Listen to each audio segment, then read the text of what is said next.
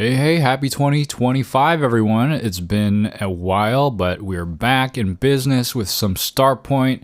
I hope everybody had a great holiday season, and best of luck to all of you in the new year. I've been pretty busy. I wanted to play more Go during this break. I had some time off, but I'm only now getting to record this episode of Starpoint out of, the many things that I have to do. I'm still keeping up with my correspondence games, but haven't been able to sit down and actually play a game of live time Go lately. So I'm gonna maybe see if I can squeeze that in at some point. But for now, we'll just talk about Go. So welcome to Starpoint, the show about Go for Go fans away from the board. And last episode, before I went on this small break, I mentioned that somebody, the Eric Lee, not the Eric Lee, wrote in another very nice, long, quality listener mail. So I thought I would just go and read that for y'all, because I think last time it was great, and there were some really interesting thoughts and things to talk about. So I just assume that it'll be the same this time. And so I'll just read it. I'm blind going into this. I didn't read anything. I just kind of skimmed through and read a couple of words here and there just out of curiosity. But again, this is from a listener named Eric Lee, not the top U.S. amateur, but he could turn into one of the top U.S. amateurs at some point, but this is just a coincidence name share, doppelganger situation. And so let's get right into the letter. It looks really meaty and juicy. Hello, it's Eric Lee, not the top US amateur, again. I appreciate that you made a whole episode about my email, and I'm glad that the concept I talk about resonate with other instructors. Recently, I noticed you've been thinking about the decision-making process, thinking versus feeling, the value of intuition, and I think this is another topic that is not touched on very well in the English-speaking Go community. I wanted to contact you and give you my thoughts on a big picture look at the decision-making process in Go. I hope that my ideas come across clearly in this email and not rambly. Awesome, I'm super excited. I think it's such an interesting topic, the thinking versus feeling thing. And I am very curious. I know that there's quite a difference between the way that Westerners approach Go and the way Go is approached in the East, where, I guess it's kind of the native land. And I can kind of get a sense a little bit because I'm Korean American and I have some shared culture there, so I can kind of see a little more of the Venn diagram, but I'm not quite like all the way there and steeped in the culture. So I don't know exactly how they train and think about the game and things like that as much as someone who would grow up there. But this thinking versus feeling topic also is just an interesting one to me all the time. So I want to see what Eric has to say here. Does it ever feel strange that strong amateurs and pros seem to be playing a completely different game sometimes? The move candidates feel different. I'm aware that there have been blind tests where people have wildly incorrect guesses on the strength level of games, but I'm sure you've had the experience where you watch a professional game and there's a move that just makes you feel like you just aren't playing the same game. They seemingly pulled something out of the ether, something that maybe violates some proverb or guideline you've been told, or some notable exception to your understanding of shape or timing or knowledge of established sequences. Yes, 100%. Anyone, you guys, if you've ever reviewed a pro game, I'm sure you've run into this, where you review each move and you're like, that makes sense, and you're kind of surprising. I surprise myself, like, I see a move and I'm like, okay, I would go here, and then the pro plays there, and I'm like, that's great. I guessed what the pro would play, and like I agreed with the pro there. Maybe not for the same reasons, but I at least got the same move. And then all of a sudden the pro will do something, and you'll just scratch your head, and you'll be like, I don't know why. I don't know why now. I don't know what that does. You have no idea, and you just kind of shrug like, I guess that's just above me. So I definitely know what you're talking about here. Continuing, well, pros are pros, you tell yourself and shake your head. Exactly. Maybe you queue up on a Go server, maybe you go back to your local club, play a game with the person you play against a lot, and never again do you really think about what you saw. I want to talk a bit about the way queue players and the weaker end of Dawn players make decisions, at least from my experiences. And I will reference myself in this group of people because this is definitely also how I've been playing Go for most of my career. We play an opening. Maybe we have an opening we stick to, or we have a repertoire that we pick something out of whenever the mood strikes us. Maybe we improvise from the beginning based on games we've played in the past. Our opponent plays moves, and we either recognize patterns we've memorized or we don't. We play the sequences we memorized, and if we don't recognize something, we improvise, and now we use our ability to read/visualize/calculate to quote-unquote punish the deviation from what we know. Let's say we lose this game to someone close to our level. We get the game reviewed with or without AI, and the focus is always on the mistakes that lost the game, which are a direct result of not understanding a shape or a pattern or a misread/miscalculation, or not knowing a piece of knowledge about a position. Maybe that's something that has to do with Joseki or life and death or shape, etc. And that's where we want to focus on time and energy, learning more Joseki and pattern knowledge and grinding life and death problems. Those are usually the two big areas. All right, so when you're talking about here the repertoire of moves that we have, that we kind of pull through, and then we kind of recognize certain patterns and shapes, and then if it's funny, if it's not really what we've experienced before, we try to create a counter argument for that. I know that I can't just improve based on my current repertoire of knowledge. So something that I do try to do is make a point to consider moves that I wouldn't consider, and then objectively try to analyze. I don't do this often because I do try to, by and large, go based off of what I feel is right. But sometimes I will have a move candidate that just does not look right to me. And it just, like, I wouldn't play that on my first instinct. But there are certain goals that I'm trying to achieve, and I will look at that move and I'm like, does it accomplish the goals that I'm trying to achieve? And does it have any other weaknesses? And if I evaluate all things considered, even though the move looks strange and wrong, if it really does everything that I need it to do, then I play it. Now, I don't know if it's right or wrong when I do that, but I do try to make it a point to play certain moves that are strange and funny looking sometimes, even though I don't know if that's the right one. I actually don't know if that's the right thing to do, whether I should just keep going and trying to shape my better feeling moves and do that, or try to squeeze out these weird looking anomalies and make them work just based on the objective goal, production ability of the moves. Continuing, I went on a family trip to Osaka this year, and we ended up visiting a nice Go bar in Shinsaibashi. Oh, that sounds awesome.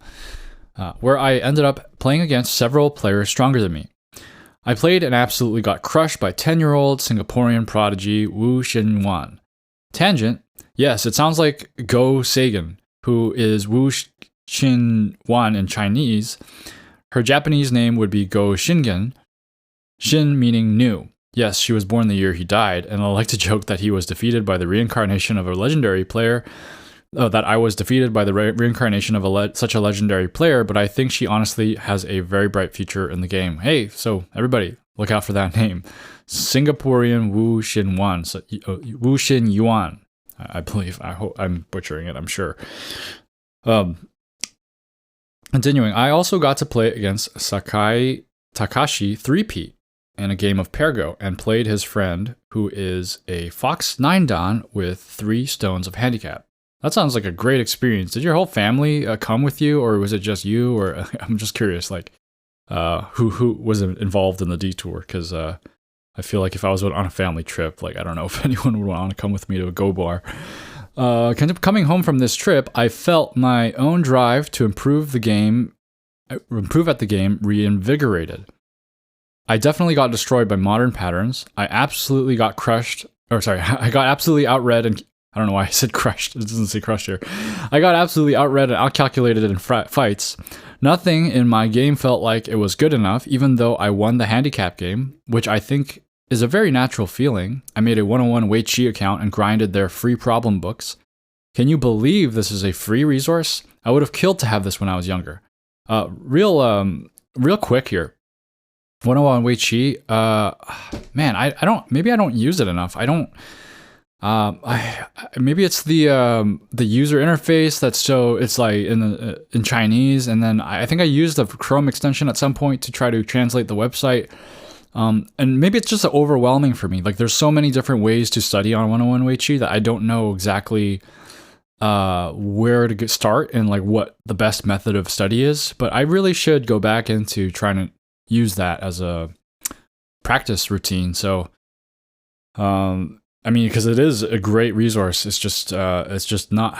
I wish there was a Western, interface for it so that it's easier to use and easier to access for people who speak English.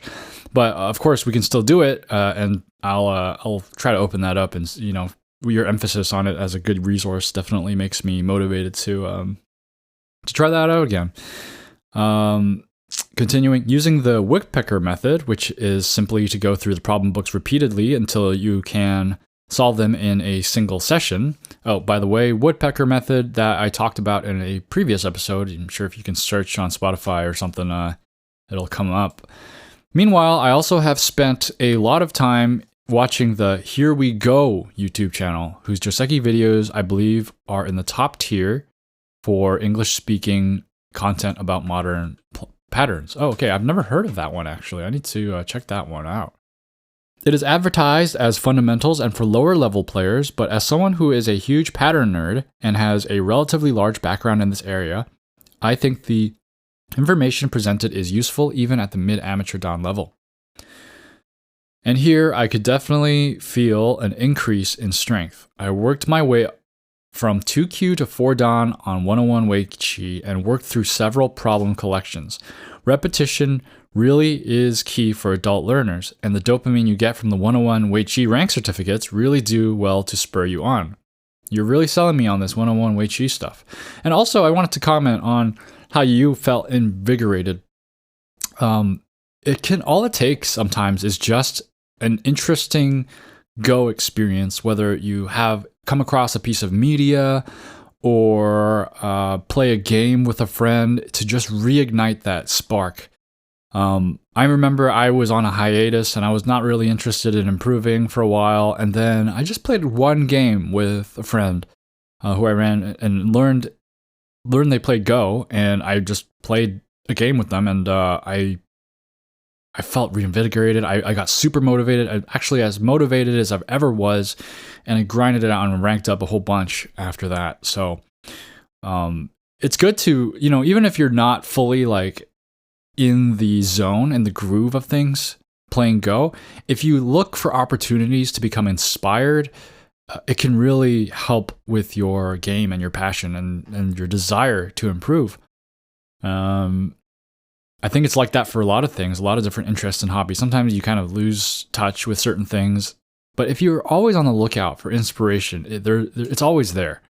I remember there was like a concert pianist of like, very well-renowned concert pianist who said in an interview once, I don't know who it was, but that they're constantly just looking for inspiration, and that's like their main thing that they're doing, and that's how they continue their career.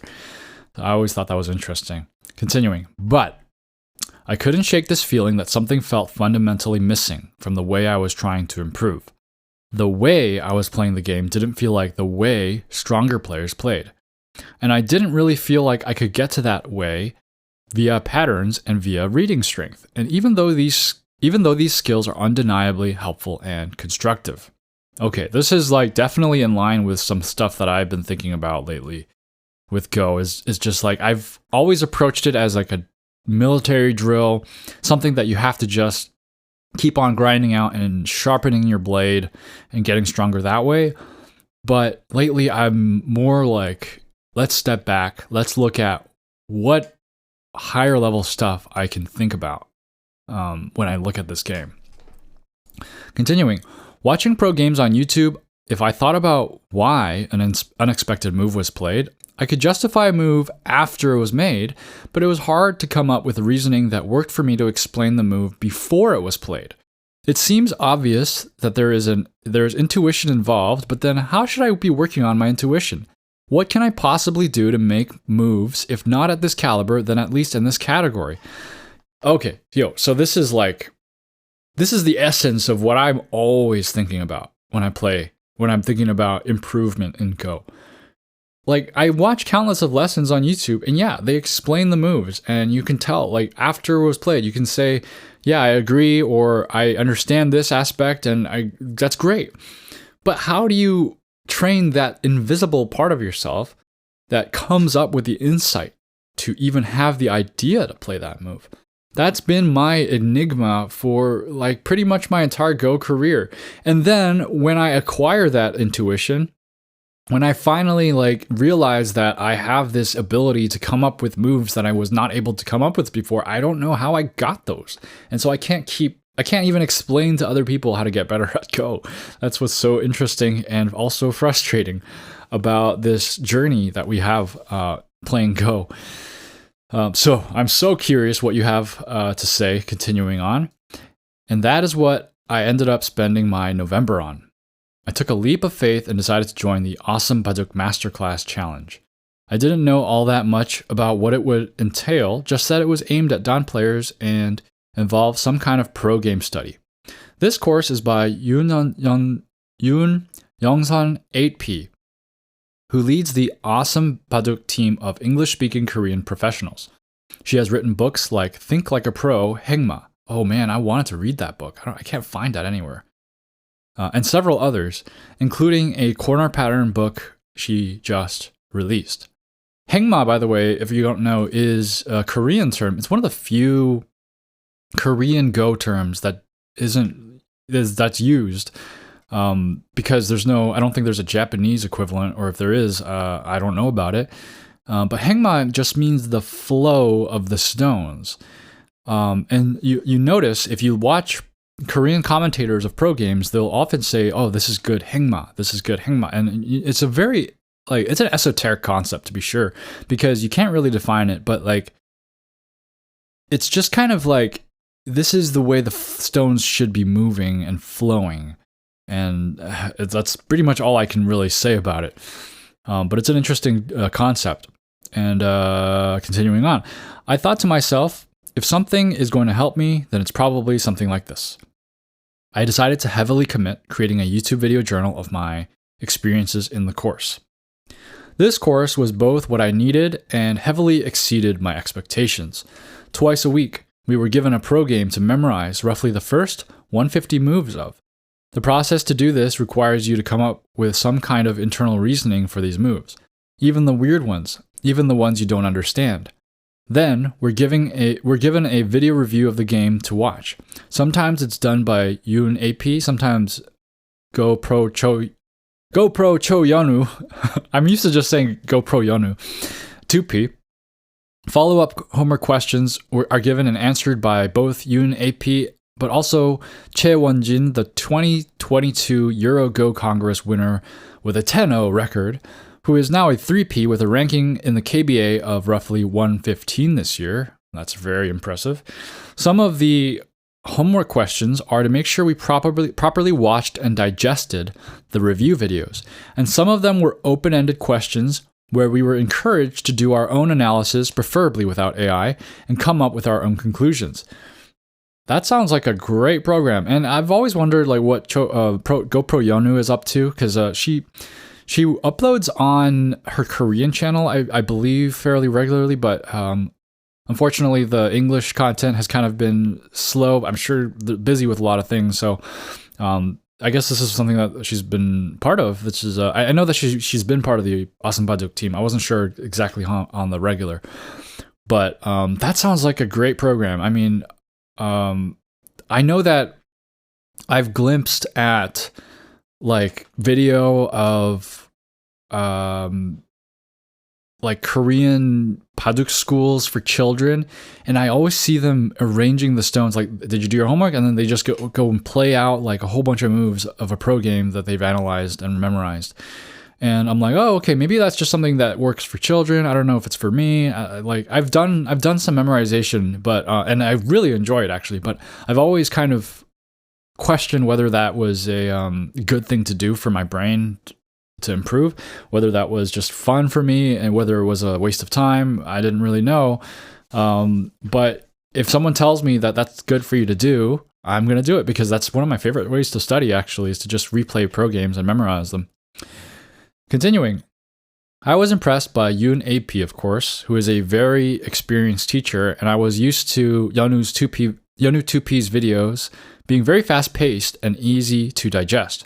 But I also want to recognize Wonjin 3P's teaching ability. To be a high-level competitor at the game at a young age, and to come in as a teacher, he presented his opinions in a very humble fashion and always gave respect to the opinions of the class, even though we were all significantly weaker. The whole vibe of the course was that, other than the main points of the videos, which were concrete takeaways, it was more important to develop a way of thinking critically about the game and a way to consistently form your opinions with your own abilities. Go is made up of concrete things you have to remember/calculate and abstract things you have to come up with. And this course helped with both sides of this coin, the latter of which I think is often neglected. Yeah, 100% agree. I think that correspondence games nowadays, for me, has been the catalyst for thinking about that latter point that you made. Because whenever I open up a correspondence game, I don't do the blitz. I mean, sometimes I do the instinctive move because I'm very confident in that move. Sometimes when I feel it and I see it on the board and I want to play it, I just play it. But most of the time I look at the board and I evaluate everything, and I'm like looking at it and I'm like, how is this game going? What do I want out of this game? Where what's my overall plan? What's my strategy? How does this help me accomplish that strategy? And I'm looking at all these different big picture stuff, and I feel like I haven't been able to do that because before, I mean, I've always played correspondence games, but I never really focused on this thinking process because I was a lot more on the quick game mentality where I was playing 5-minute Fox games all the time. And that was my way to success in Go, which is grind out as many games as possible and experience it's a kind of a Michael Chen approach where you just kind of play as much as you can. And it has great benefits, and it's worked for me. I've actually improved quite a bit doing that.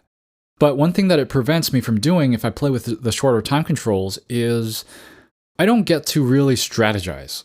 I don't get to look at the entire state of the board and really analyze in detail what is going on and figure out like a sophisticated plan of action to win the game. And that's something that I've really been able to focus on with correspondence games. Sometimes it's exhausting because it is tough. It's like, it's a different skill from reading, where reading is exhausting because it's like you're focusing on this one part of the board and your brain just feels super tired. Like you're doing these reps and you just can't process it fully, and it's just exhausting that way. This is like a different kind of exhausting where you have too many thoughts racing and you have like too many ideas and you don't know what's the best way. It's like kind of being a leader and being put in a position where you have to make the decision that was best for everybody, but there are all these conflicting values here and there and you don't know what to do. Yeah, that's something that I've been working on in my game through the correspondence games. Continuing. And let me tell you, after a month, not only do I feel that my intuition and my understanding of the flow of the game has drastically improved, my candidate move list has expanded by a lot. It feels almost as though I had been tunnel visioned this whole time, and the game of Go feels wide open. It's really liberating, and I feel that my enjoyment of the game has increased a lot. Well, that's great to hear. My feeling right now is that the decision-making process in Go is made up of two main halves: pre-hoc thinking and post-hoc thinking. Pre-hoc thinking involves intuition, pattern recognition, and knowledge. You form an opinion from some combination of these three things and have access to candidate moves from these sources. And then post-hoc thinking is calculation, reading, and counting, which are used to verify and test the candidate moves. Yeah, that sounds like a good model. I feel very familiar with that kind of approach to thinking about how we make decisions in Go, because I feel like I've definitely noticed there are like sectors of strategy in Go where you have like certain branches of executions that you use. I've mentioned, I think, on the show before that I'm terrible at the move candidate consideration phase, because I will pick a move and I like that move so much that I'll read the crap out of it. I will read it like all the branches and variations so much until I find the one variation that works. Not like in the way that like I hope they play this move and end up in this variation, but more in the way that, oh, I found this move works, except when my opponent play this. And when they play that, is there a move that I can counter that with? And I just read so many more moves to try to counter it. I find a counter. I'm like, okay, great. So actually, I can play this counter move to that move and then continue on that way to try to really make sure that first move works. But then I don't do enough of the candidate consideration. So there's definitely some phases to this Go decision-making process. Continuing, this is useful in that when you try to assess the problems in your own gameplay you want to try, as I mentioned in my previous email to you, when you encounter a mistake you've made, try to find the root cause of the errors you're making. Where in the decision-making process did you go wrong? There may be multiple answers for a single mistake. You can also assess your decision-making process as a whole. Is this how you're making decisions all the time, or are things outside of this process, like fear, anxiety, impulsiveness, undermining the process? Q players, I've noticed, have comfort sequences they like to play, or they will often oversettle a position because they like to relieve the feeling of tension or uncertainty, whereas stronger players like to leave things unsettled until they feel the timing is right to commit to something. Very, very true. I remember one of my earlier memories, when we improve at this game, we actually forget so much about how we used to think when we were weaker. And one of the things I do remember when I was a weaker player that I would do, one of my favorite first things was, or comfort sequences that you mentioned, was the end game sequence of Hane underneath under the first line, and then Atari to block, and then connect, right? That just basic endgame stuff that I just really found enjoyable, because the game leading up to that point was such a mystery, a hurricane of nonsense. And then when we got to the endgame and I got to play this one part that like I knew what to do in, it was very satisfying, and I loved playing that comfort sequence. And that was like, I can totally relate to that, and I know what you're talking about. And I still have comfort sequences that I play that I just really like to play because I feel like it's a good thing to play, and I've known it, it's familiar. But on the other hand, one of the biggest things, Start Point listeners, here's a gold nugget that I have taken with me, and it has been the nugget that I almost think about this tip every game that I play. And that is, don't play something. I play this. I use this tip every game, and yet I don't know how to explain it succinctly. Let me think about this for a second. When you play out a sequence, here it is. This is the way. I apologize. Better to leave things unplayed, I would say, is the best way to encapsulate the tip. Better to leave things unplayed. If you are looking at a situation and you can play out a certain sequence, the instinct usually is just play it.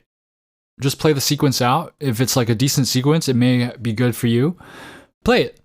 But something that I've really, what's really helped me improve and make my game really grounded is to follow this tip of just consider how badly you want to play this sequence out, and don't play it if possible.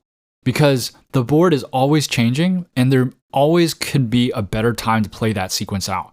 And so when you're thinking about should I play the sequence out or not play it and play something else, just try to opt for the not playing that sequence out and leaving things. I think I read that tip in maybe the Kageyama book, Fundamental Principles of Go, something like that, one of these books, and it's just morphed in my head over the years, and I don't remember exactly the wording of it. Maybe in a future episode, I'll find the better wording of it. Hopefully that makes sense to you guys, but I think a lot of Q players, they just play whatever they find a sequence. They're like, okay, seems like a decent sequence. They will play it out. But the big tip I would give people who are doing that is just have a gentle hand and don't play those sequences out unless you have a strong reason for doing it. And then so this is what Eric's talking about here. Stronger players like to leave things unsettled until they feel the timing is right to commit to something. So that's kind of what I'm talking about here. Continuing, I think that the kind of study of pro games that I did this month, and you mentioned in one of your recent episodes that you wanted homework and accountability, two things that were very helpful to me this month, both helped in expanding my intuition and also really hammered home this decision-making process, as it feels very evident in the flow of these higher-level games. While I can't play moves of this caliber, my thought process has changed a lot, and in my opinion, for the better. You can try this for yourself. I know in the most recent episode you talked about studying games.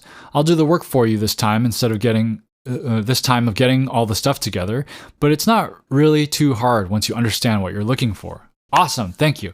I actually have done this before, where I would find first thing I would do is I would look on YouTube for a pro game review, and then I would memorize that pro game before I watched the video, and then I would go back to the pro game video and I would see what they talked about, and it really, like, after memorizing the pro game, watching the video, it's so much smoother because you're no longer focusing on like where things are being played and the relationship of the stones and reading things out and like making sure you understand the shape, because you've done that already. You've memorized it.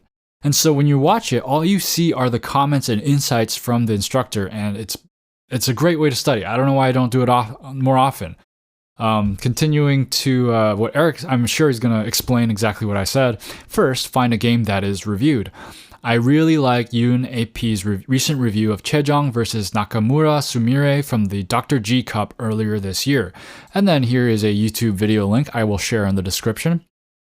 Do not watch this video yet. First, locate the SGF file, and then there's a link to the SGF file, which I will also share in the description. You can find it under the semi-final round. Click the B+R link to download the SGF file. Great. One comment about this. One thing that I'm not sure is, like, should I look for older games to review or keep up with the recent games? Because I know that a lot of people say recent games, they're a little harder to understand rather than the ones from like the 80s and stuff. So I've been trying to more focus on the 80s kind of like Chochikun era type games. And I would like to know your thoughts on that, Eric. Continuing, memorize the game. As a rule of thumb, going about 150 moves deep and then continuing until you feel that you've reached a good stopping point because the position is settled or a player has taken gote is a good number. Here, I would recommend for myself 175 moves, but if you find it difficult, memorize whatever you can. Especially when you're starting out, it's okay to stop early.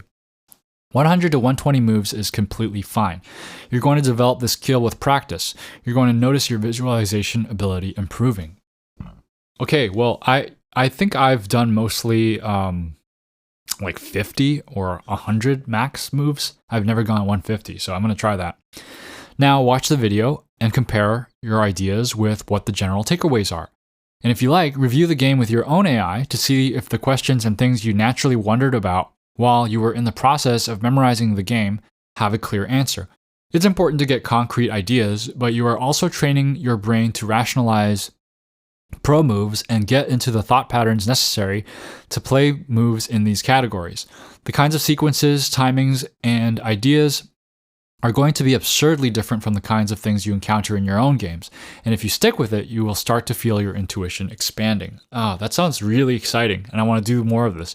The thing is, I think what happens with me, and probably a lot of other people, is we get overwhelmed with what we can do to study, and I kind of look at a pro game and I'm like, okay, great, I'm going to memorize this game and then I'm going to study the video afterwards.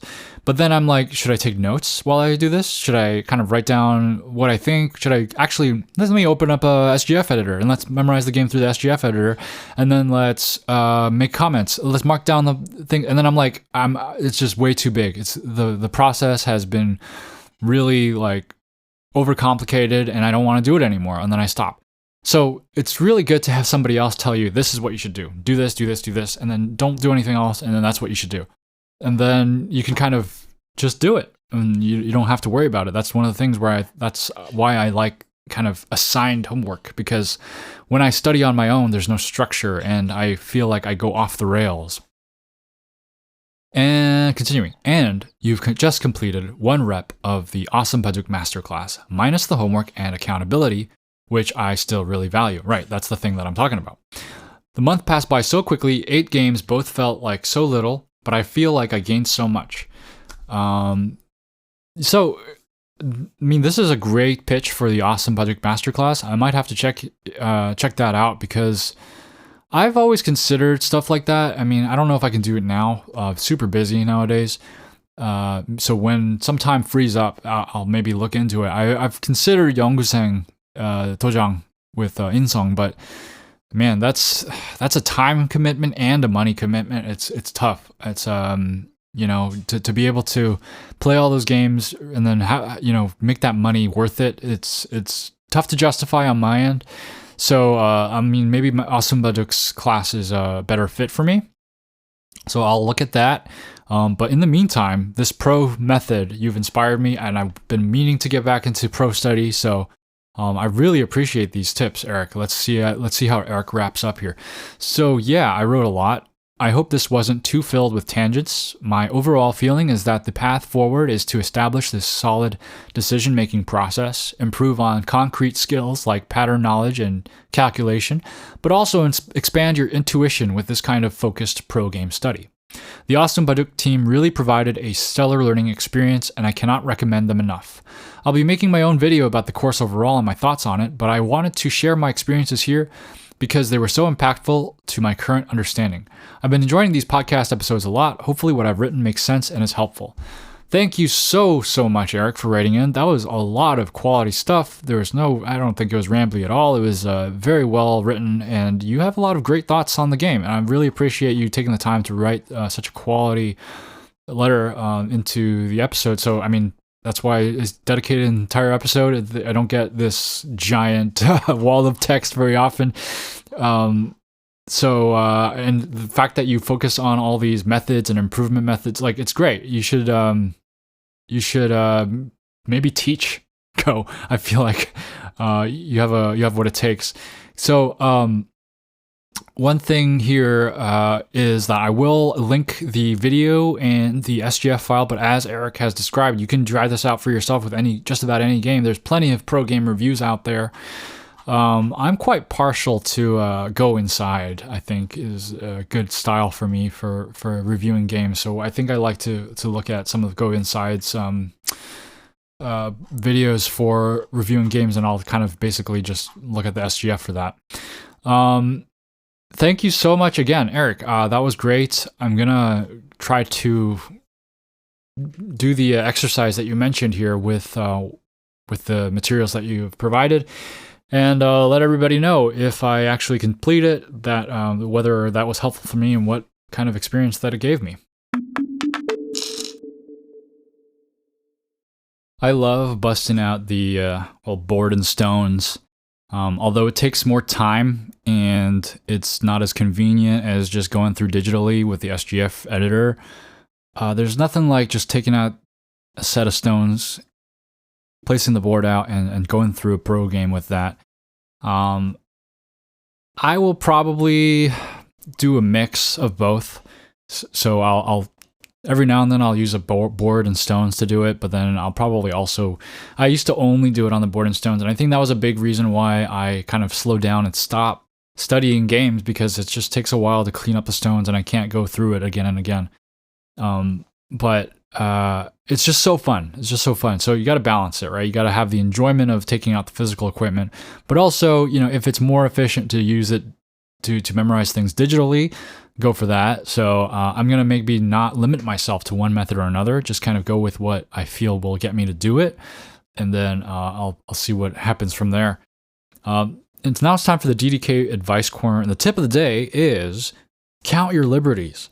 So one time I told my friend, when I was a weaker player at the time, I said, oh, you know what? I'm just focusing on counting liberties. Like, I'm not even, strong. Like, I was kind of playing myself down. And he told me, very seriously, like, counting liberties is a very important skill. And that has stuck with me. And I think it's very true. And I found myself counting liberties during my games. And it seems like something that you would kind of take for granted. Like, of course, yeah, count your liberties. Like, you got to know how many liberties you got. But a lot of us don't do it. And it's actually, when you're reading out a sequence, to know how many liberties you have at the beginning of the sequence. And then also counting the liberties while reading. Right? Once you've read out a sequence and you have this like shape that you're settled with, counting the liberties there, it's like such good knowledge to have when you're fighting your opponent. It's like counting how many men you have in a fight where you're going into battle, and like just knowing that, it's like, is it 5-on-4 or is it like 5-on-7? Right? Like, it's a very different fight. So you have to know that. And even when it's not necessarily a capturing race, it's a good skill to use and to always be aware, because you can really like second guess, you can really get that wrong if you don't think about it too hard and if you're not careful with it. So please count your liberties. And now it's time for listener mail. Jules writes on the episode about why I love Go. Oh gosh, where do I even start? I think I can pinpoint 3 reasons that make me love this game. First, it's a creative game. To take the advantage, you need to be imaginative and think outside the box. And often I find the player's creations beautiful. When I build an impenetrable moyo and my opponent manages to live in it, sure, at first I'm frustrated because I just lost the game, but I'm also mesmerized by seeing these feeble stones fighting like demons and achieving life. It's like seeing these flowers piercing through the snow to catch the first sunrises of spring. In another game, my opponent was bullying a group of mine and that had only one eye. They were sure they could kill it, but I saw a way out. At some point, they could either steal my second eye or let me play 5 sequential Ataris that made me win a capturing race and secure my victory. They steal my second eye. I take the first Atari, I watch them think for a moment, and they smile. They saw my creation and they were as proud as I was. That sounds great, and you have a way with words here. I think you can make some great Go haikus with that kind of language. And it's always great to appreciate the creation that comes out of a game. Sometimes I forget about that. Continuing. Second, it's a beautiful game. As a math guy, I love emergent complexity. Simply put, we talk of emergent complexity when deep and complex patterns arise from simple mechanisms. Nobody drew the spots on a leopard. The pattern arises from the chaos of randomness and biology, and that's what makes it beautiful. Nobody drew the shapes of clouds. They are modeled solely by thermodynamics. The same is true for a Go game. That's a great way to put it. I love that comparison because it's like a natural thing that develops and then it's just beautiful. I love watching an endgame simply for the visual aspect. Nobody could, on their own, place black and white stones to draw something as beautiful as a real endgame. Even if I lose, I'm still happy at the cool looking painting I made with the help of my opponent. In my opinion, other games, chess included, lacks this visual aspect. I never found a chess position pleasant to look at. A position might hide a cool tactic, sure, but on a purely visual aspect, it doesn't draw anything. Very awesome comparisons to nature here. I love that. In regards to chess, though, I understand what you're getting at, because like the positions themselves doesn't create the same beauty that the position of a Go board does. Although the invisible relationships in chess create a web of interesting stuff, it's not like purely on the surface like the Go board. So I understand what you're getting at with that as well. Continuing on. Third, I'm good at it. Well, it isn't technically true. I checked the statistics on the European Go database, and I'm average in my country. Oh, hold on though. Like average in your country among Go players, which is actually quite strong, I assume. But when playing, I have this satisfying feeling of using my brain for something it's proficient at. I'm nowhere as good as a professional piano player, but I'm good enough to get a lot of pleasure from playing for the sake of playing. Same goes for Go. I struggle, I lose a lot, I think for long, and my reading sometimes fails me, but it doesn't matter. The exercise itself is the reward. Any human has their thing, and any brain loves doing its owner's thing. Go is my thing, and my brain loves doing Go. You know what? That actually makes me think here. So one thing I think about sometimes is how Go, it doesn't produce anything useful for other people, right? Like if you look at something like visual arts, like painting, right? You paint a picture and then you give that to somebody and they can appreciate it, even though they didn't have anything to do with the painting. They look at the painting and they can find value in it. Same goes for music. You play music, you can put all the time and effort you put into playing music, and then somebody, an audience member, can appreciate it, even though they don't know anything about playing piano. But when you play Go, outside people, they don't really appreciate it, right? They can look at the game and maybe they can see kind of some pretty stones here on the board, but they don't understand anything in the game. And I'm like, what value does Go have other than it's just a game? And what I think is happening is that maybe that the thing we see in art and music is beauty. And beauty is, it tickles our brains, right? It's something that we as human beings can appreciate because it's beautiful. And in visual art, you see it in visual form. It is a visually pleasing and beautiful thing. Piano, or music in general, it's a beautiful thing in accordance with our hearing ability. And Go is unique because it's not either of those. It is a brain beauty. It is a thinking beauty. And so that's why it doesn't really appeal to someone who is just casually walking by and they can't just look at it. They gotta think of it in order to appreciate the beauty. It's a slightly different kind of beauty, and anyone who plays Go can appreciate that beauty to a certain point. But to those who don't play, it's like you're not looking at it. You know what I mean? Like it's like how can you appreciate a painting if you don't look at it? How can you appreciate a piece of music if you don't listen to it? So with Go, if you just look at it, it's not the kind of beauty that we're really trying to inspire with Go.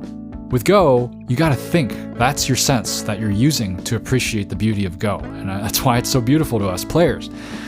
Continuing, as minor reasons, I could add two. The progression is rewarding. Again, as a math guy, I love understanding something difficult. When a problem seems so big, it feels like climbing Mount Everest, and yet bit by bit, even the Everest can be conquered. And as I progress in Go, I keep understanding this game more and more. I'll never get on top of that mountain, but that's all right. Even halfway through Everest, you get a magnificent view. Man, you got a great way to look at this game. I love the way you put the game, and I love the way you talk about the game, and you are truly a Go fan. Like, you love Go, and I can tell. And it's interesting how many math people like this game, and I guess it's not interesting because it's like once you know what the game is about and how many concepts are shared in math, you can see why it attracts so many math people, computer science people. But this emergent property thing that you're talking about is something I actually learned in a biology class. It's a complex game that it mimics a lot of biological processes, and I think that's something that's interesting. Continuing on, finally, I love the fights in this game, especially in professional plays. I'm watching the chess championship these days, and out of the 12 games so far, 8 ended in a draw. Watching pro play Go, on the other hand, feels like lions constantly going at each other's throats. Since there is no draw, the fight is inevitable. Peace is never an option. The players are fully aware of that, and they come prepared. I'll never forget when Takao Shinji played a losing ladder against Chochikun, and they somehow won. Or that game between Rui Na Wei and Lee Sedol where they kept threatening and killing each other's group. Oh, I would love to look at those games. Too bad there's no SGF link to what you're referring to. Thanks so much for your passionate love letter to Go, Jules. That was great, and I would love that. I'd love to read that. And then we got Hal9000 saying, I don't really play correspondence because of a constant fear that my opponent is cheating. This long-form game format gives enough time to analyze moves with AI. Also, I am just not patient enough. Would think the whole day about my next move. Right. For the first part, I don't really worry about that. I have never encountered any suspicious. I mean, maybe like once or twice in my entire correspondence game career. But I just don't think people playing correspondence games are interested in cheating. And like, that's such a soulless activity to be like playing a move per day and cheating per move. I don't know. It just doesn't seem like right to me. I'm not worried about it. I guess that's just a personality thing. Some people may be more anxious about stuff like that than others. And then the second part where thinking the whole day about that's definitely a problem I face, where I think about a move too long and I don't want to play it because I got too much time to think and I just need to be forced to play a move sometimes. So that's definitely a valid reason. Thanks for writing in. Actually, we got one more here. Ake607 writes, I try not to play too much Correspondence Go for the simple reason that I can't analyze these games. When I try, I always fail to remember what was in my brain when I played the opening or the early middle game, and it gave me bad habits in terms of how to progress. I still have 4 or 5 games at the same time because I can't play my regular games every day, and these correspondence games are a way to make sure Go is part of all of my days. Yeah, I totally agree with you and sympathize with you here on not being able to review my games. I've mentioned that as well. But I just kind of take it as I can. Like, I just, you know what? I don't review my correspondence games. I just kind of play them because I like playing them. It's fun for me. And I just enjoy them. So, and I also think it's great. It's a great way to keep Go part of your life. So thanks for writing in, Ake607. I got a couple more that I'll save for next week. But for this week, the question of the week is, do you have a special method for studying pro games? Is there a routine that you have? Is there something that you feel that works for you when you study pro games? Do you have experience memorizing them? I would love to know your thoughts on this question. So if you want to share your thoughts, or you have a Go story to share, or you have a question that you want to ask me, you can comment on YouTube or the Reddit post for this episode, or you can email me directly at starpointpaduk@gmail.com. That's starpointbaduk@gmail.com. If you're a YouTube listener, I would greatly appreciate a like and or subscribe, and if you're a podcast listener, reviews and ratings also help. A very special thank you to Jeffrey H., James B., and John M., and Tristan for supporting Starpoint. And you know what they call a chess piece that gets captured on a Go board? A pawn nuki. Thanks for listening. Keep playing Go.